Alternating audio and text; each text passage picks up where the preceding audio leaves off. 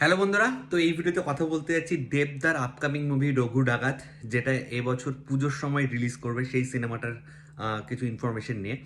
তো ধ্রুব Banerjee once again, গোলন্দাজ তো বড় হিট হয়েছিল, ব্লকবাস্টার হয়েছিল। তারপরে ধ্রুবদা তার টিম সমেত আরও একবার ফিরে আসছে ওয়ান্স অ্যাগেন দেবদা অ্যাজ রঘু ডাকাত। তো ভাবো, একজন সুপারস্টার সেখানে একটা ডাকাতের চরিত্রে, কেন সে রাজি হলো? তোমরা একটু রঘু ডাকাতের হিস্ট্রি পড়ো, তাহলে বুঝতে পারবে যে সে সময় ধনী রিচ বাবু যারা ছিল তাদের কাছে কীভাবে ত্রাস হয়ে উঠেছিল এই রঘু ডাকাত। এবং সে কিন্তু মাসি, আবার রবিনহুড যে হয় না, সেই টাইপের ছিল। মানে বড়লোকদের থেকে নেব, গরিবদের মধ্যে বিলিয়ে দেব। এবং মা কালীর বিশাল বড় ভক্ত ছিল এবং প্রচুর লোকের সান্নিধ্যে তিনি এসেছিলেন এবং তারও একসময় প্রচুর ফলোয়ার্স হয়ে গেছিল। তো একটা হিস্টোরিক্যাল ইম্পর্টেন্স কিন্তু রঘু ডাকাত এই চরিত্রটা রয়েছে।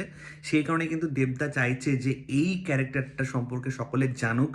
এবং আমার মনে হয় যে এটা প্যান ইন্ডিয়া রিলিজ হবে এবং হিন্দিতেও আই থিঙ্ক দেবদা নিয়ে আসবে এটা, কারণ এটা যত বেশি অডিয়েন্স কাছে আমরা পৌঁছতে পারবো, তত বেশি এই ক্যারেক্টারটা সম্পর্কে আমরা জানাতে পারবো যে এই ক্যারেক্টারটা যে আমাদের বাংলা থেকে বিলং করে, সে কি লেভেলে তার স্ট্যাচার ছিল, সেটা বেশি লোকের কাছে আমরা পৌঁছে দিতে পারবো যদি হিন্দি ভার্সনও আমরা আনতে পারি। তো আমার মনে হয় দেবদা এবার আটঘাট বেঁধে নেমেছে।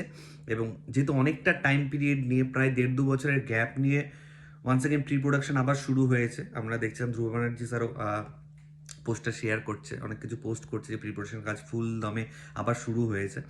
তো একটা বড় স্কেলে হবে এবং সেখানে প্যান ইন্ডিয়া থাকতে চলেছে। আমার তো এটা মানে 100%, আমার 200% গাট ফিলিংস বলছে যে এটা। তো বাংলায় সেরকম হিস্ট্রিক্যাল মুভি হয়ই না। অনেকদিন বাদে আমরা বিনোদিনী দেখতে পারলাম। অরুণ রায় স্যার কিছু ট্রাই করেছেন, কিন্তু সেটা যে মাস অডিয়েন্সের কাছে পৌঁছে যাবে, ইয়েস, মাস অডিয়েন্সকে টার্গেট করে বানাবে, সেই ধরনের সিনেমা কিন্তু খুবই কম, বাংলাতে নেই বলতে পারো। তো দেবদার এই প্রচেষ্টাকে সাধুবাদ জানাতেই হবে।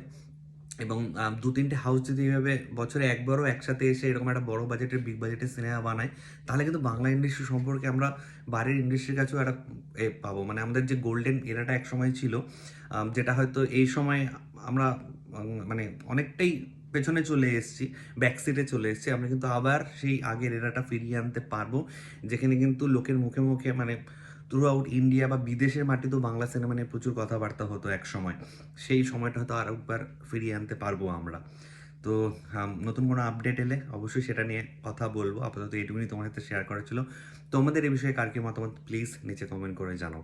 ঠিক আছে বন্ধুরা, ভালো থেকো সবাই, সাবধানে থেকো সবাই, চলো টাটা।